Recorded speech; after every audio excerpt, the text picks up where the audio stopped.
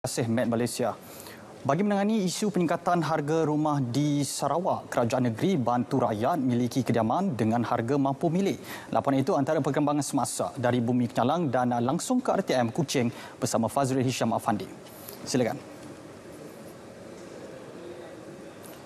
Terima kasih Hazamuddin. Kementerian Perdagangan Dalam Negeri dan Hal Ehwal Pengguna KPDN HEP sedang mempertimbangkan keperluan untuk memasukkan barangan keperluan pertanian ke dalam senarai penyeragaman harga barang.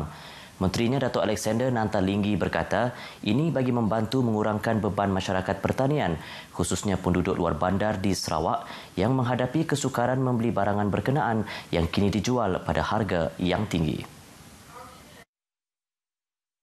Menurut Dato' Alexander, permohonan menjadikan barangan keperluan pertanian seperti baja dan racun serangga dalam senarai penyeragaman harga telah dikemukakan oleh Menteri Pemodenan Pertanian, Tanah Adat dan Pembangunan Wilayah Sarawak, Dato' Ahmad Douglas Ugah Embas, semasa sesi kunjungan hormat di Kuching hari ini.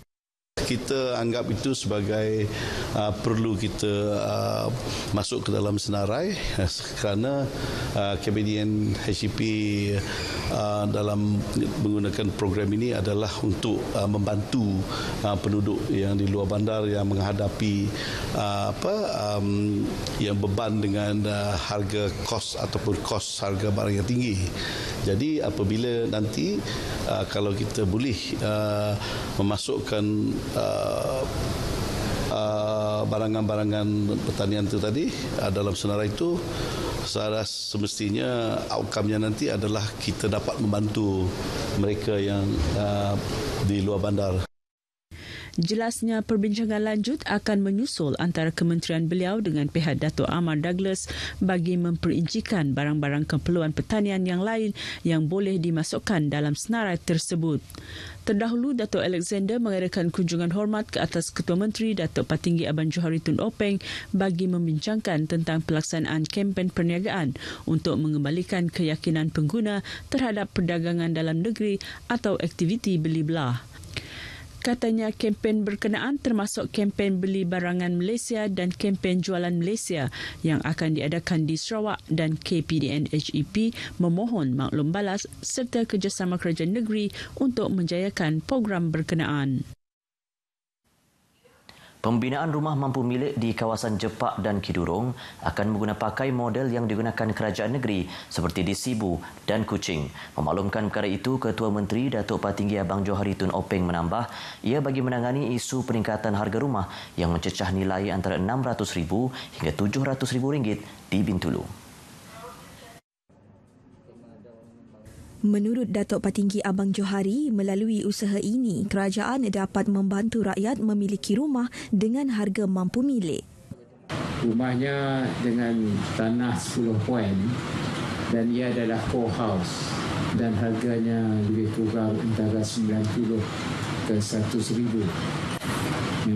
Kos tanah, kos tembok, infrastrukturnya ditanggung oleh kerajaan. Kalau rumah itu sebenarnya in a market at least about 300,000. Beliau berkata demikian selepas mengadakan tinjauan tapak Loji Petchem Sarawak di Similajau Bintulu petang semalam. Terdahulu, beliau telah mempengerusikan mesyuarat ahli lembaga pengarah Lembaga Kemajuan Bintulu BDA kali ke-82 yang membincangkan mengenai pembinaan perumahan tersebut. Mesyuarat tersebut turut mengenal pasti pelaksanaan beberapa sektor pembangunan di Bandar Bintulu, antaranya membangunkan kawasan perkampungan baharu dan pembangunan komersial di kawasan Jepak serta menaik taraf sistem perparitan di Bintulu yang kerap dilanda banjir kilat. Dan kita akan memperbaiki hal banjir ini. Kita telah mempertokan and DID will clean up the blockage yang ada.